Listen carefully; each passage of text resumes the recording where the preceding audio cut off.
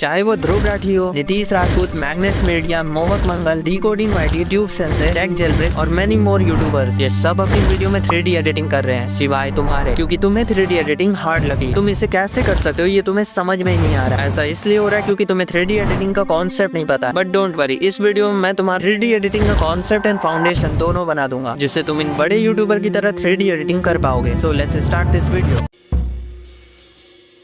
3D editing, जहाँ 3D का मतलब होता है 3 डायमेंशन और एडिटिंग का मतलब तुम्हें पता है। सो इस 3D को थोड़ा अच्छे से डिस्कस करते हैं, क्योंकि सारी एडिटिंग इस 3D पे ही होने वाली है। 3D को अच्छे से समझने के लिए तुम्हें 2 डायमेंशन एंड 3 डायमेंशन का डिफरेंस समझ लो। 2 डायमेंशन में तुम्हें 2 एक्सेस मिलते हैं, जिसमें से पहला होता है एक्स एक्सेस, जहाँ पे तुम अपने ऑब्जेक्ट को लेफ्ट या राइट मूव कर सकते हो। दूसरा होता है वाई एक्सेस, जहाँ पे तुम अपने ऑब्जेक्ट को ऊपर या नीचे मूव कर सकते हो। 3D में तुम्हें 3 एक्सेस मिलते हैं, इसीलिए इसे 3 डायमेंशन भी कहा जाता है। इसमें तुम्हें एक्स एक्सेस मिलता है, वाई एक्सेस मिलता है एंड जेड एक्सेस मिलता है। एक्स एक्सेस में तुम हॉरिजॉन्टली मूव करते हो, वाई एक्सेस में तुम वर्टिकली मूव करते हो एंड जेड एक्सेस में तुम्हारा ऑब्जेक्ट आगे पीछे होता है, जो कि एक डेप्थ बनाता है। इस जेड एक्सेस में ऑब्जेक्ट आगे आ रहा होता है तो वो बड़ा लगने लगता है, लेकिन असल में वो हो नहीं रहा होता है। और जब ये पीछे जा रहा होता है तो वो छोटा लगने लगता है, क्योंकि दूर की चीजें छोटी लगती है, पास की चीजें बड़ी लगती है। तो ये बस एक इल्यूजन होता है। अब तुम समझ गए हो कि 3D एडिटिंग होती क्या है, तो तुम इसे किस एप्लीकेशन में कर सकते हो।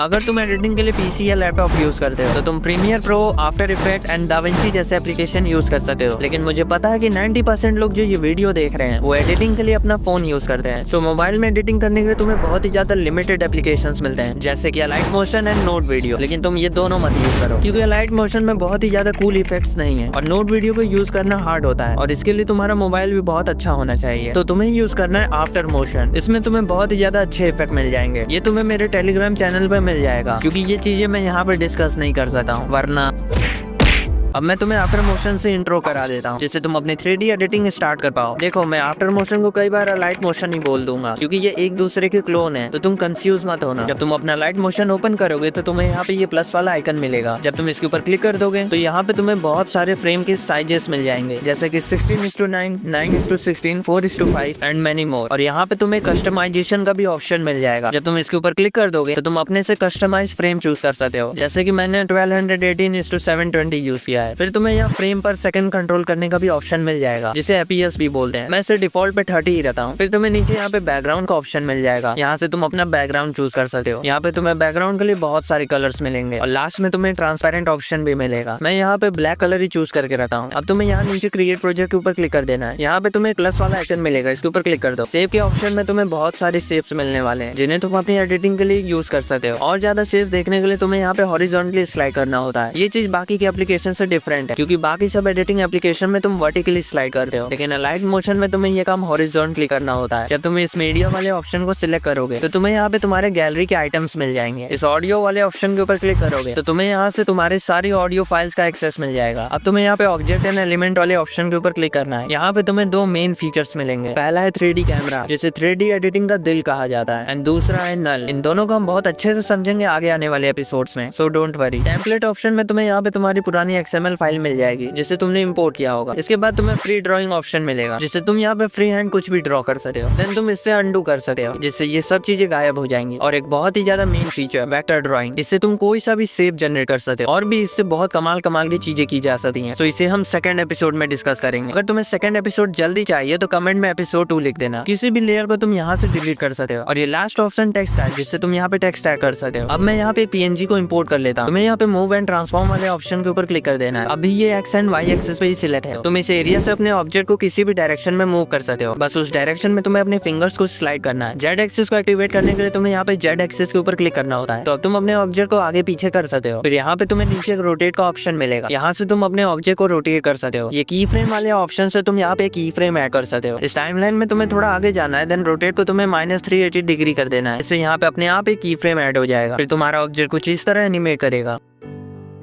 मैं इसे वापस से सही कर देता हूँ। फिर तुम इस वाले ऑप्शन से यहाँ पे तुम ऑब्जेक्ट का साइज मैनिपुलेट कर सकते हो। अगर तुम इसे लेफ्ट स्लाइड करोगे तो ऑब्जेक्ट का साइज छोटा होता है, और अगर राइट स्लाइड करोगे तो ऑब्जेक्ट का साइज बड़ा होता है। देन इस फोर्थ वाले ऑप्शन से तुम इस ऑब्जेक्ट को टेढ़ा कर सकते हो। फिर यहाँ पे तुम्हें एक आई वाला ऑप्शन मिलेगा, जिसे क्लिक करोगे तो ये लेयर हाइड हो जाएगी। अब मैं यहाँ पे एक शेप को इम्पोर्ट कर लेता हूँ। इसके साइज को थोड़ा सा इंक्रीज कर देता हूँ। फिर तुम्हें इस कलर एंड फिल्स के ऊपर क्लिक कर देना है। यहाँ पे तुम वैरायटीज ऑफ कलर चूज कर सकते हो। देन तुम्हें लेफ्ट में एक नल का ऑप्शन मिलेगा। अगर तुम इसे सिलेक्ट करोगे तो ये शेप बिल्कुल ही खाली हो जाएगा। फिर तुम्हें ये ग्रेडियंट का ऑप्शन मिलेगा, जिसमें यहाँ पे पहला वाला एक नॉर्मल ग्रेडियंट होता है, देन दूसरे वाले में सेंटर ग्रेडियंट होता है, देन ये थर्ड वाला ग्रेडियंट वन साइडेड ग्रेडियंट होता है, जहाँ पे तुम्हें कलर का डिवीजन साफ साफ दिखा है। इस फोर्थ वाले फीचर से गैलरी से तुम कोई सा भी इमेज इस शेप के अंदर इंपोर्ट कर सकते हो। फिर तुम इसे फिट या फिर स्ट्रेच कर सकते हो। मैं अब इसे वापस पहले जैसा कर देता हूँ। अब तुम्हें यहाँ पे बैकग्राउंड एंड शैडो के ऊपर क्लिक कर देना है। यहाँ पे तुम्हें स्ट्रोक को इनेबल कर दो। कलर्स में मैं यहाँ पे व्हाइट कलर को चूज कर लेता हूँ। यहाँ से तुम स्ट्रोक की स्ट्रेंथ को कंट्रोल कर सकते हो। फिर तुम नीचे वाले ऑप्शन के ऊपर क्लिक करोगे तो यहाँ पे तुम बॉर्डर ऐड कर सकते हो। बस तुम्हें सिंपली यहाँ पे ऐड बॉर्डर के ऊपर क्लिक कर देना है। मैं यहाँ पे कलर को रेड चूज कर लेता हूँ। अब तुम्हें यहाँ पे इसके साइज को इंक्रीज कर देना है। यहाँ पे तुम्हें बॉर्डर इनसाइड, सेंटर और आउटसाइड का ऑप्शन मिलेगा, जिससे तुम अपने बॉर्डर की पोजीशनिंग को मैनिपुलेट कर सकते हो। अब इसके नीचे वाले ऑप्शन के ऊपर क्लिक करो तो तुम यहाँ से शैडो ऐड कर सकते हो। मैं इसे यहाँ पे इनेबल कर देता हूँ। कलर में ब्लू चूज कर लेता हूँ। अब इसके साइज को इंक्रीज कर दो।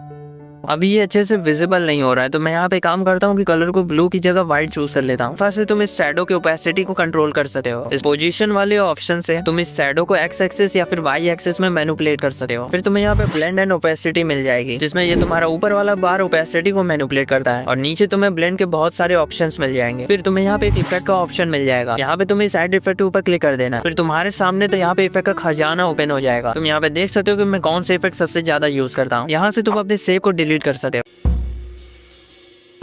देखो मैंने यहाँ पे एक स्काई, कैसल एंड गेट को इंपोर्ट कर लिया है। तो तुम इसे लेयरिंग कह सकते हो, लेकिन इन 2 डायमेंशन। 3D लेयरिंग करने के लिए तुम्हें इनके जेड एक्सिस के पॉइंट में डिफरेंस लाना पड़ेगा। जैसे कि स्काई वाले लेयर के मूव एंड ट्रांसफॉर्म में जाओ, देन जेड एक्सिस ऊपर क्लिक करो एंड यहाँ पे तुम्हें 500 टाइप कर देना है। अभी के लिए ये दोनों लेयर को हाइड कर देते हैं। अब तुम्हें इसके साइज को पूरा फुल फ्रेम जितना इंक्रीज कर देना है। कैशल वाले लेयर को अनहाइड करो और इसके जेड एक्सिस में जाके तुम्हें यहाँ पे 250 टाइप कर देना है। अब इसके भी साइज को इंक्रीज कर दो।